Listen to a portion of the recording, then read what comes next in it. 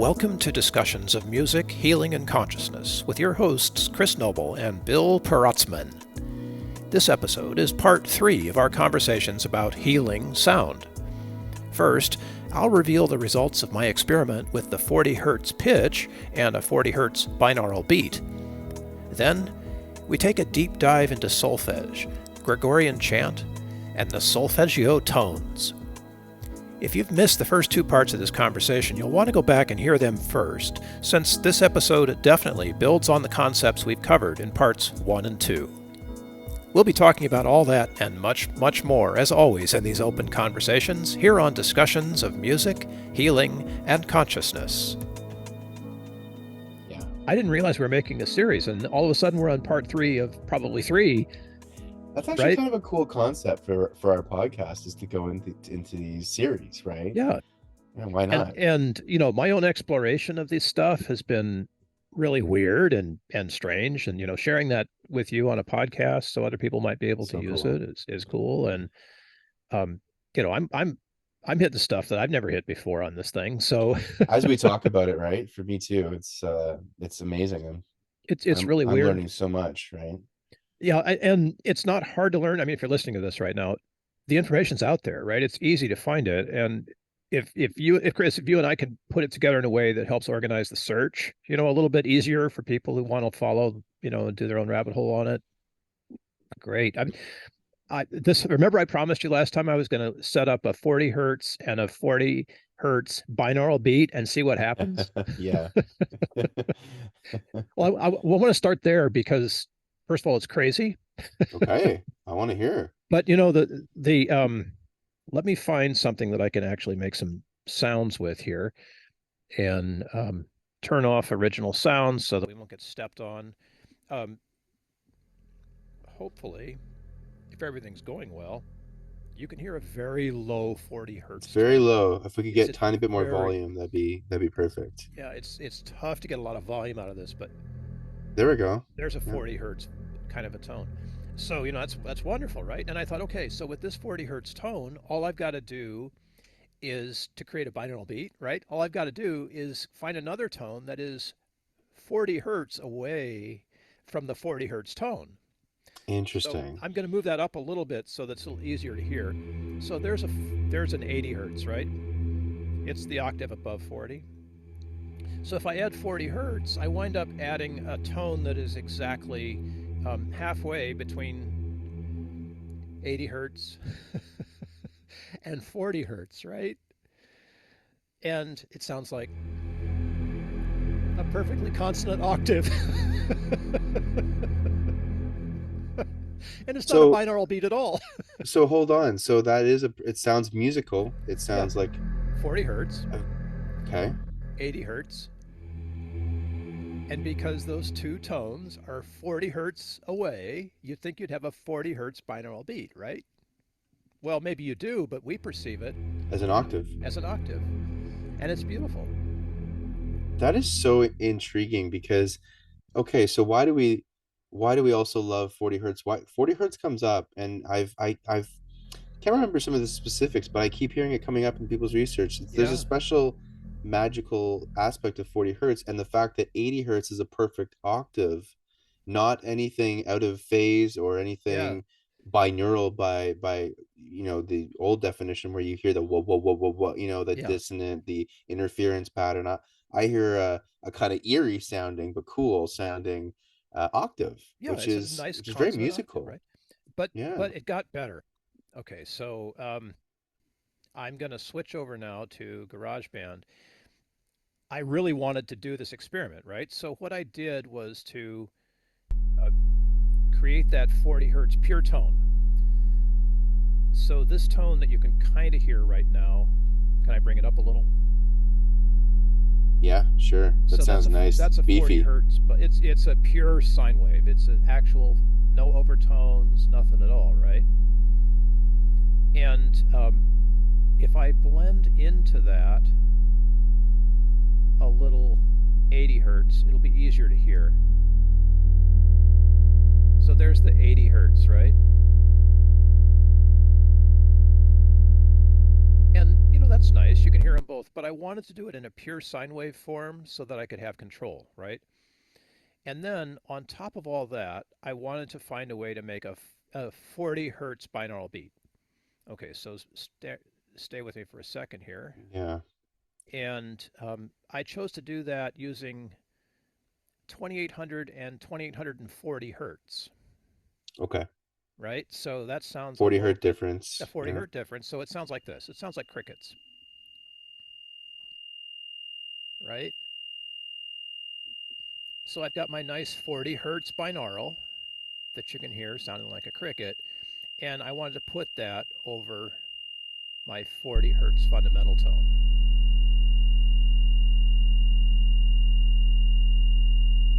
So there's that 40 hertz for the mind, right? That beautiful 40 hertz low down there. And then there's this chirping that is the binaural beat. I'm going to turn the binaural down just a little bit. It's still there. Mind still perceives it. And then I made myself listen to this for like 10 minutes. And what happened? I was the most confused human being you've probably ever met. And here's why. I mean, it made perfect sense. Here's why. So 40 hertz binaurals are way up in the gamma range, right?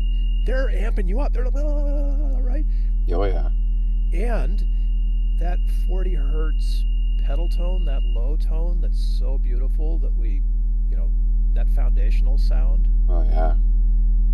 is exactly the opposite. So okay, hold on. So 40 hertz binaurals, which is the gamma wave frequency, is intense and Way, way up there. really up there, and it feels like that. I feel like I'm on about 12 cups of coffee. Yep. And then the 40 hertz frequency, and everyone, that's different, okay? Because it's just a pure tone Yeah, the sine wave pitch of 40 frequency. It's a hertz. pitch, Yeah. not a differential, not an interference pattern of 40 hertz, but 40 That. hertz itself. Yeah. That low sub really, like, oh God, it sounds nice. Yeah. You know, It's like like it's real body in a sensation. cave. Just Mm. so grounding, right? It's like when you're relaxing in a hot tub and you're like, Right. Right. just sinking into relaxation. It's really nice. So it's completely contrasting, like you said. Completely contrasting. And it doesn't matter that the binaural beat was a way high pitch. It only matters that there was a 40 hertz interference pattern going on, which was enough to spin my brain, way up to 40 hertz binaurally, which is a higher frequency. I think Which is most a of our gamma. brains run around what, 17? Is that sort of like normal average brain I actually don't know what the state? I don't know. normal state would be, but as we know, again, gamma is usually when the professional athletes in their like concentration doing something very intense.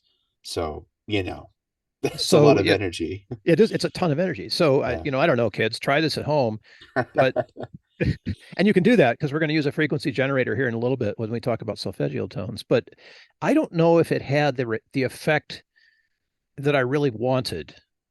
Now, maybe there's something to be said for staying in that state for a long time, where your brain is incredibly active, and yet the 40 hertz pitch, low E1, is there grounding. I mean, maybe there's something good with that. If anybody knows the answer to that question, let me know. But after 10 minutes, I had decided that I'd had enough. Yeah, and it's that high pitch one would do me in after a couple minutes for sure. Right? I could do 40 hertz for probably a while, but the gamma waves are intense. And, Yeah. when I'm doing them, I have to mix them in with music and nature sounds just to make them a bit less intense. Yes. And yet still get you into that state. And sometimes not so much. Sometimes you really want that. And you add some intensity, but I always got to mix it in because just that binaural on its own, I find especially is really, it's like the crickets, right? It's pretty Yes. intense. Yes. When I do a binaural, let's say of a delta wave, so you could 0.5 to 2 hertz. I mean, we're talking way slower. So when the oscillation's more like wow, wow, wow, I'm like, I could listen to that for a lot longer, but with gamma wave, whew, it's intense. It But I goes think nuts. I would say it's a very successful experiment because we really now know very very intensely now, like, okay, well, 40 hertz clearly is that it's grounding, it's extremely relaxing, it's all You're of those talking 40 things. hertz the pitch, The E1. pitch, excuse Yeah, me, the that pitch, that the sound. binaural is the complete opposite of that, and they both work really well. But when they're both working really well together, it's They should be more consonant. Like if you were going to use low E 40 hertz, maybe a delta or pushing it, that's but what I maybe was a thinking. theta binaural, Yeah, which are way down there in the single digit frequencies. and they're gonna match the feelings Yeah, the or state. the state that 40 hertz brings you. Yeah, that is the human state. The feeling of peace and grounding and solidity and things like that versus, you know, mental aptitude or whatever it is you get when you go to when For your brain is buzzing at 40 hertz. yeah, the form of stress, sometimes positive or not so Sure, positive. it could be either way. Yeah. And I've been in a fairly stressed out state for the last few weeks, so probably my experience is different from anyone who tries this on their own. And that's great. That's totally fine because it's really important that we understand our own response to these things, It's a like on really a good point. fundamental level. Yeah. Like what are you bringing in? What state are you in before doing the experiment? I mean, I guess that also matters a lot. But I would say, I'm coming from a different place. The last couple of weeks, I would say I had a lot less stressful for myself. And when you played those two, I felt I would feel the exact same way as you So it felt in it that. had So the it's same pretty, effect on you. yeah, pretty universal, I would say. Well, good. Um, So yeah, we're messing with some really, basic stuff here. and consistent. And yes, so this is a good thing to know. Hmm. And part of this series has been like, what are the effects? Well, first we've identified the terms and some of the sounds that go along with them, but what are the effects of using this stuff? And part two, which we just dropped, um, it's about the harmonics and things that are not pure tones, that sounds that exist in nature and how they can affect us. And I've got a couple of questions I want to follow up on and see what you think when we get into solfeggio tones a little later. But you asked me what solfege is all about. Yeah. And it might be good to start there. And by the way, we're going to make some observations here that might be startling to some of you if you're listening. I know, for example, I have a number of friends who do solfeggio tones as healing frequencies, and they have whole practices based on this. And we're not in any way trying to interfere with that. We're just trying to identify what the stuff is. Yeah. And then what y'all do with it, that's cool. That's up to you. But if we can help you understand what it is, um, you'll be in a better place when you go to apply it to yourself, right? Which you can 100%. do. Anybody's got a tone generator can make solfeggio tones. So, Do, so re, mi, solfege. fa, sol, la, si, do. Yeah, do re mi. Let me turn on original sound here so that things aren't getting stomped on. But so here we go. Do re mi fa sol la si do. The Cool echo. solfege, yeah, the nice echo, right? The solfege syllables, they were created so that people could sing together basically and know what pitch to use. So when you sang do, everybody would know that's what it is. Do, re, mi, everybody would know what a mi is. And so when you're singing mi, you should theoretically all be singing the same note, you know? And sounds very simple and uh, banal almost, but has anybody seen Sound of Music? Do, a deer, a female deer, right? Say most people. Yeah. Yeah. And that's solfege. That is a long established way of being able to sight sing pretty well. Before we had notation, that's how it worked. But all of this comes from a very um, old Gregorian chant called Ut Queant Alaxis. And this chant has notes in it that represent ut, which used to be do, ut, re, mi, fa, sol, la. And we used to call it T, now it's C, Si. But this chant, I'll just play a little bit of it, gives you an idea of how this all stuff would have come down back in the day. So, ut cant laxis.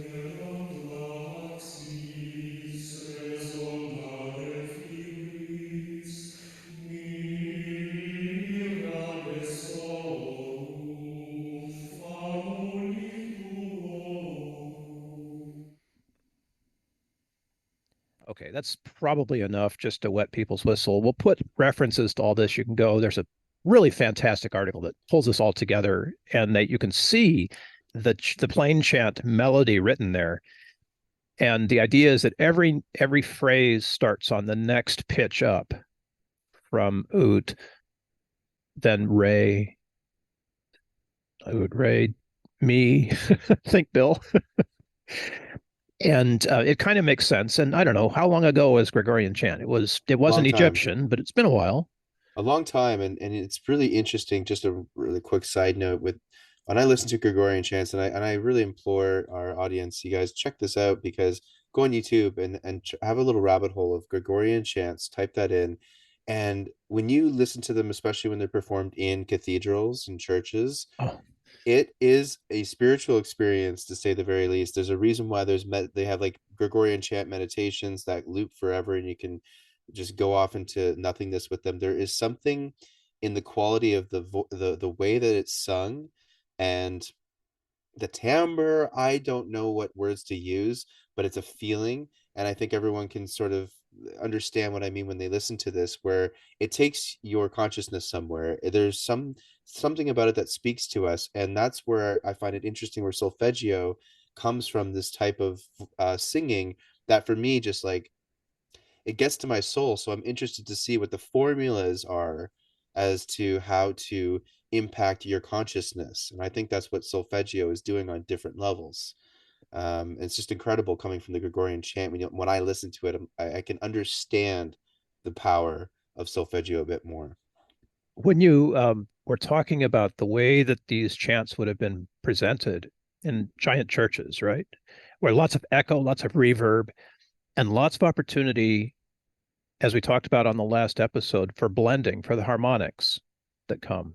Because remember, when you're singing like one note, it's also got all these amazing harmonics that are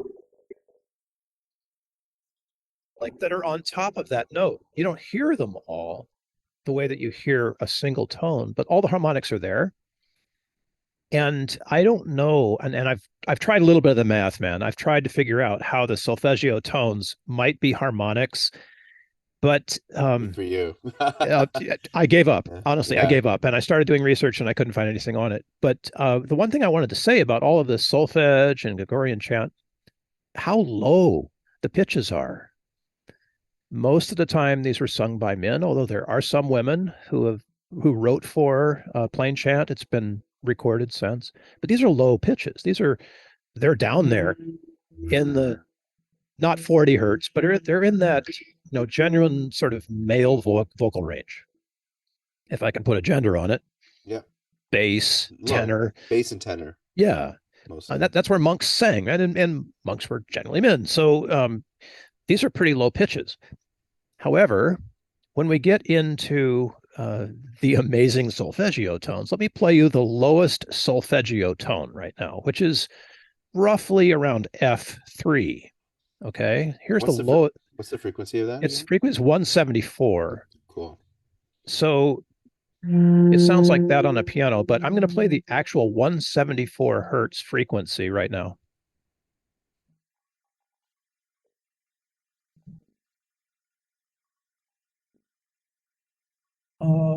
Is that easy to sing?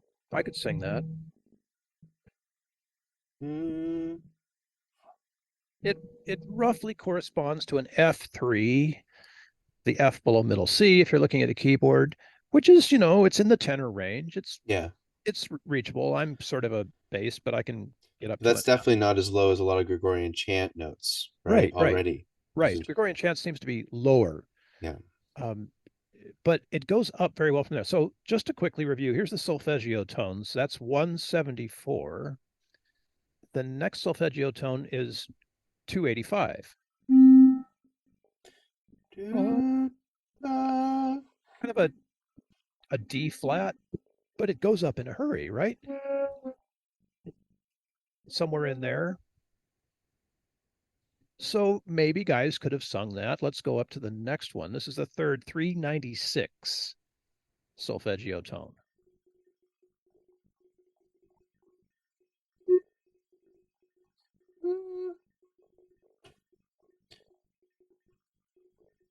Probably still get that.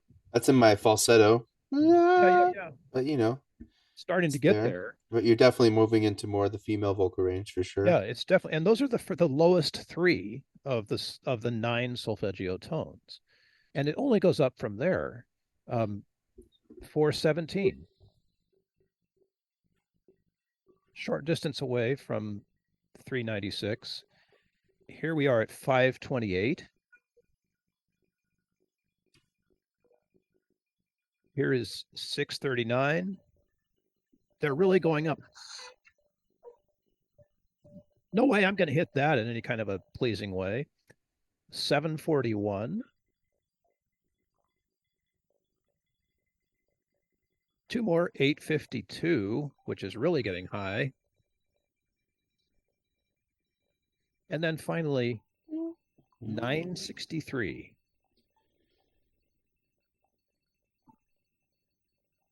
So, for the most part, these tones are not within the range of a male voice.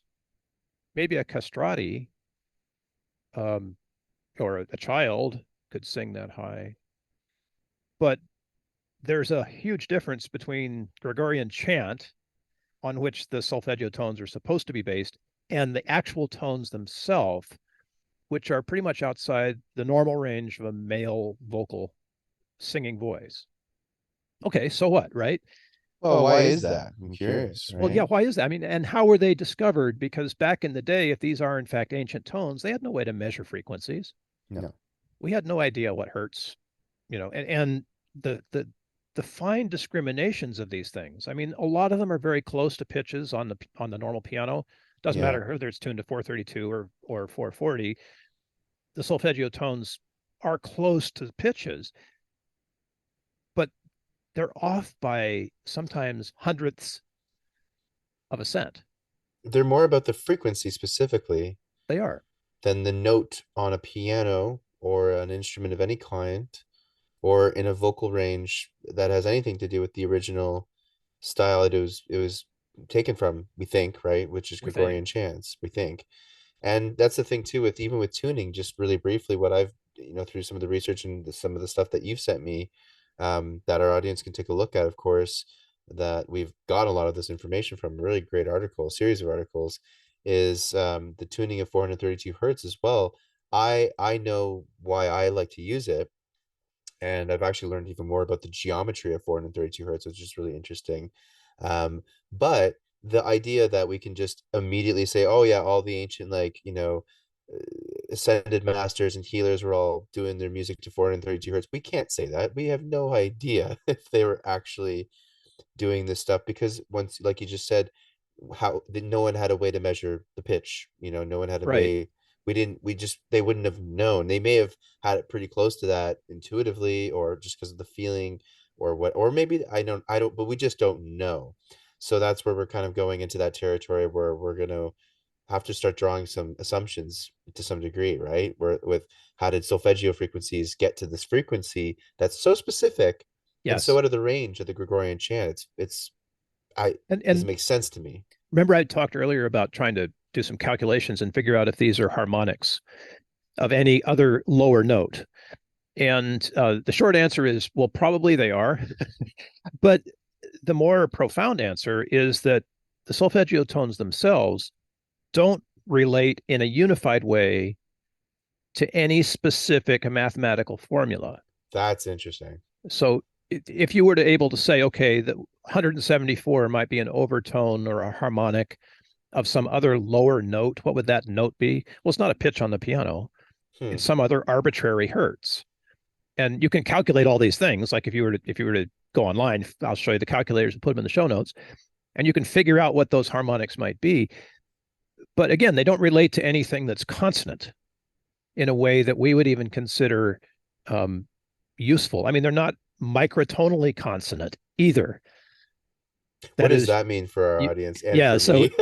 so microtones are the notes in between like C and D. There's a D flat or a C sharp in there, Yeah. but microtones are in between the sharp and the whole range potentially as many as 12. I've heard sometimes more. Jacob Collier is awesome on this if you want to look at his And stuff. Indian Vedic music And too. Vedic music. Really, like they have like three or four notes within our typical one tone or semitone. Exactly.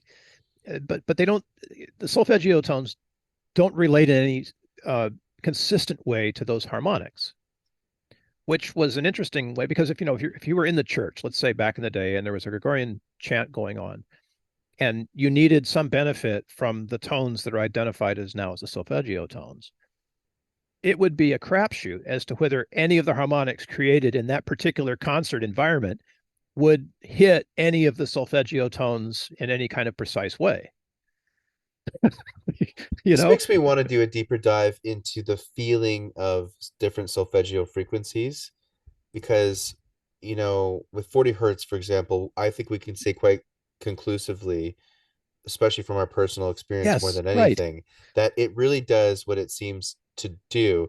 Uh, on the outside of the neurological effects that were the original reason why I came across 40 hertz, and that it enhances your memory and stops against deterioration of your mind, but apparently is extremely relaxing and soothing. And we can get this every single time we test 40 hertz. I would love to start doing this with the full solfeggio frequencies so we could come back and give a more detailed reason as to perhaps why is it so. I don't want to use the word random because nothing is random in the universe. We just don't understand it. Yes. We're just not able to grasp this one yet. And it could be that maybe there is some, I don't want to step on anyone's toes again that are using solfeggio frequencies successfully, but maybe there is some room for adapting and evolving the theories of solfeggio, or maybe not. But I don't know, right? Like, I just want to know why. There's Well, no connection right now to all the different tones or where it yeah, even came from. that is the question here because and it's kind of interesting that we're spending this kind of time. Serious musicians don't have enough to go on to give solfeggio tones their proper due. And I'm being careful how I say that now because solfeggio seems to have been invented for whatever purpose with an attempt to tie it into some ancient roots where it clearly doesn't have a connection. And that doesn't mean that solfeggio tones are wrong or anything. It just means that there was an attempt made to link them to something that was scientifically inconclusive. And because of that sort of thing, people in the sciences discredit that.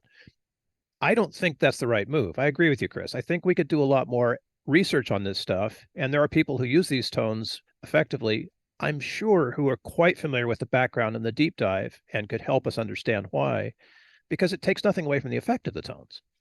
Somehow or another, however they were located or discovered, they have an effect.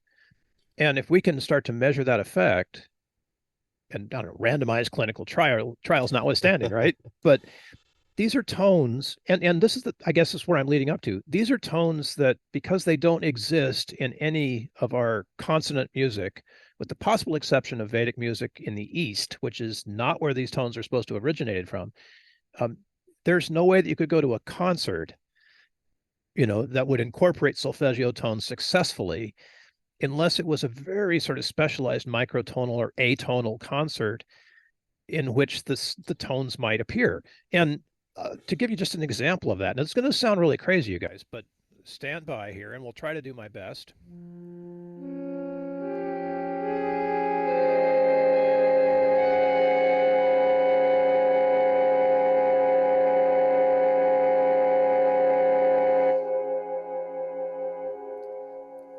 That is a mishmash of all 9 of the solfeggio tones played at once. Very good horror film soundtrack, or Yeah, Alfred Hitchcock kind of right. vibes. But I mean, practically, so what do you do if you go to a solfege practitioner and you say, well, blah, blah, blah, and this and that, and they say, oh, well, you need 963 hertz. You just sit there and listen to, you know, 963 hertz being played? We should ask some of these people. I would love to hear how people do use solfeggio. And then on the other side of it, I really want to start experimenting with like what is the deal with solfeggio. And you said something earlier, Bill, when you're talking about the only other real genres that could maybe relate to this microtonal situation with the solfeggio frequencies, and what seems to be a completely disconnected set of frequencies is the Eastern types of music, probably in ancient China, ancient India, at the very least. And what if they originated from there and were readapted through, I don't know, Gregorian chants and then reestablished and called solfeggio? But in the distant past, of course, it was called something very different, but it's the same principles. Maybe that is where there could have been a melting pot of knowledge when they adapted it from Gregorian chant, maybe gave credit, maybe, I don't know, maybe there's politics involved, who knows, right? Like it's hard to say. I mean, anything's possible, especially we have no idea. It's history, and it's actually quite, it goes way back with Gregorian chant. So, what if it could originate from the ancient Indian or ancient Chinese Sure. music styles, and maybe that's where there's this, these different frequencies that don't quite match. Maybe they matched somehow back then, Yeah, maybe there perhaps. was consonants. I mean, maybe you could creating a any kind of a listenable tune. But as you played all those, I mean, is that really listenable? Not to me personally. Yeah, I mean, When it you would play them be all together, you would think that when you play a bunch of crystal healing bowls, for example, it's not like it plays a real nice jazzy chord, but they all sound quite, musical, and certainly something that I could hear being played for about an hour as I bliss out on a yoga mat or something. yeah. That series of solfeggio frequencies you played on the keyboard, I wouldn't want to bliss out to that on a yoga mat. You know what I'm No, saying? I mean, maybe one. I could get, Sure, you know, sure. that's a G for all intents and purposes. So if you're listening to any piece of music that happens to be written in G, which is just about everybody who's got a guitar can play in G, Western classical music had no trouble with G. Uh, there's probably something that's really beneficial about G, you know, in forget about the fact that it happens to be 432 or 440 right now. We're talking about a specific frequency of, let me refer to it because I haven't memorized, 396 hertz. Anything that happens to be hitting the 396 hertz button has probably got some kind of a good effect on you, some sort of solfeggio effect, right? Oh, and by the way, without getting to all of it, we'll publish this in the show notes so you can look through and quickly see how the frequencies relate to stuff. I feel like I'd really be stepping on the healer's lane if I were to go into and say, well, G does this, right? So I'll leave that for your own investigation. Yeah, I mean, there's some really basic stuff I could just throw in there really quickly that you can find online, where I don't think we're stepping on anyone's toes. Like 396 hertz, for example, they say liberate yourself from harmful feelings of guilt and fear. That's usually what seems to come up a lot when I see that frequency for that solfeggio. Like it's a liberation of some certain emotions. It seems to do something for that. Note number, the second one, 417 hertz, is about resolving um and producing positive energy to bring about change in your life. you know um this is, And again, so, I would love to right, experiment with that. you're right in there because those two notes are basically G and A flat. So there's G, and here's A flat. That is using a modern tuning, 440. Those pitches generally correspond to the solfeggio tones. And Chopin wrote a whole lot of stuff in A flat. He loved A flat. Here we go. I just had a thought here. I did see this on this graphic here I'm looking at with the different solfeggio frequencies, and it has, with each solfeggio frequency, it does also have a chakra. And not to go too much into, our Right. Yep. spiritual side of things, but we do have to recognize we are energy. We've talked about sound and frequency in almost every single episode. What is sound and frequency? It's energy, right? And our energy bodies are the frequencies that we emit, have energetic hot spots on our body. That's what we would call the chakra points. So it is worth noting that they do correspond supposedly, and I would love to again go into this more, but they do correspond with each chakra. And as we know, with each chakra, they're not of equal distance from each other.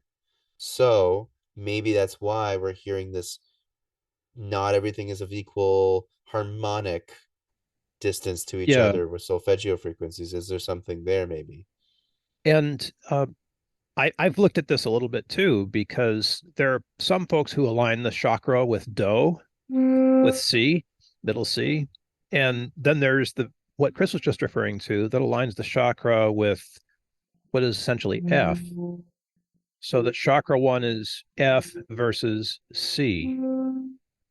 So rather than do, or do, re, mi, fa, fa rather than do. Which is a perfect fifth from each other, right? Yeah. I think, which is Or interesting. going the other way, perfect Yeah, fourth or fifth. It's a fourth or consonant fifth. interval anyway. Hmm, So, it's a I mean, thought. I don't know, right? jury's out on this, people. Yeah. But the real Okay. point here is what works for you. So if you happen to get a pop from 432 hertz tuned crystal bowls, God bless you. If you happen to get a pop from Chopin, God bless you. If you happen to get a pop from Solfeggio tones, it's not about that. It's about finding what works, and your understanding of it might be something that the pattern matcher can grok at some point, but we're really talking about things that happen below the neck, right? We're talking about effects that are holistic effects. And the head brain is kind of the last one of the party in that scene, If you're getting what you need, call it whatever you like, right? If you're getting what you need, then do that. Yeah, well, you got your second or third brain in your gut, and you got your other brain in your heart, and those brains really enjoy these frequencies quite a lot. I'd say that's really what you're doing them for. Is like Bill said, it's a holistic. It's a full, not only your physical body, but I have to bring in that energetic side of our body, the aspects of Absolutely. Yes. ourselves that are in vibration, that are frequencies that emanate off of us that we can't see. Does not mean that they're not there. Probably a lot of other animals see them. That's why they're so understanding of human emotion. A lot of the time, dogs, cats, like they can sense this, and they can sometimes even see it because it's a frequency. And so, experiment with different types of sounds and frequencies and modalities that can interact with your energetic body just as much as it does with your physical body. And you can use these things for physical pain. You can use these things for emotional pain. You can use these things to feel physical bliss. You can do these things for feeling emotional bliss. It's really whatever you'd like. And let us know which ones you prefer, because it really is an individual thing. Absolutely. Yeah. Whatever works for you is the right thing to do, right? And you're going to know. You're going to know. Not your head brain, but you'll feel like I was feeling with that 40 hertz pedal Me too. tone. I You know, know you'll it immediately. You're like, oh, there it is. you'll feel it. And that's a skill you can learn, right? You can learn how to be aware of those things and how they are affecting you. Yeah. And when you feel a blissful awareness, you found something that you want, right? If you feel some sort of angst about it, turn it off, go on to the next one. That's your GPS. That is your litmus test, is how do you feel? It's always how do you feel? As musicians, that's literally our litmus test for everything we do musically. At the end of the day, it's not about did it technically do this, that, and this and that. Yes, that's sometimes considered, but at the end of the day, it's always how did it make you feel? Yep. Right? So just always ask yourself that, and just go keep following that feeling. Thank you everybody for hanging in. I know it's been 3 long episodes. Well, this is probably the longest, but we're open for questions and obviously for input too. If you are a solfeggio tones practitioner and want to jump in and Yeah. talk to us, we'll bring you on and we'll have a conversation because Yeah. this is wonderful stuff and we're curious. Oh, there's so much more to learn, and I can't wait to experiment more, learn more. I'd love to have anyone that's listening that has some information to share with us. Please let us know in the comments. You can reach out to us. It's all in the show notes, and let's keep growing and learning together, because we're just scratching the surface of these ancient practices that have so much more to give us. And we really are just scratching the surface. We can really enhance our lives significantly with these tools. So let's keep doing it. Amen, brother. Oh. Aho. Thank you for listening in on our conversation and for taking time to show your appreciation with a like, share, or subscribe. Discussions of Music, Healing, and Consciousness is a practice of spontaneity, and we welcome your comments, ideas, and questions. There are ways to connect with us in the show notes, so let us hear from you. Until next time, this is Bill Protzman along with Chris Noble wishing you great musical health. Samara Huchaya.